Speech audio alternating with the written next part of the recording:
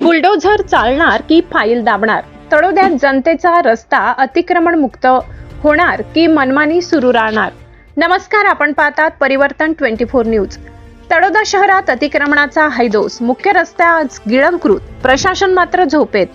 तळोदा शहरातील तहसीलदार कार्यालय आणि पोलीस ठाण्याकडे जाणाऱ्या मुख्य रस्त्यावर वाढत्या अतिक्रमणामुळे वाहतूक कोंडीचा स्फोटक प्रश्न निर्माण झालाय. रोज हजारो नागरिक वापरत असलेल्या महत्त्वाच्या मार्गावरच बेकायदेशीर बांधकाम उभे राहत असताना प्रशासनाने डोळेझाक केल्याचा आरोप नागरिकांकडून होत आहे. हिरा मोबाईल दुकानासमोरील पार्किंग जागेवर आरसीसी बांधकाम करून पत्र्याचे 2 मजली शेड उभारण्यात आल्याने वाहनांना उभे राहण्यासाठी जागाच उरलेली नाही. परिणामी वाहने थेट रस्त्यावर उभी राहत असून संपूर्ण रस्ता जाम होत आहे. दररोज ट्रॅफिक जाम, हॉर्नचा गोंधळ, नागरिकांची गैरसोय आणि अपघातांचा वाढता धोका असा संतापजनक प्रकार या भागात सुरू आहे.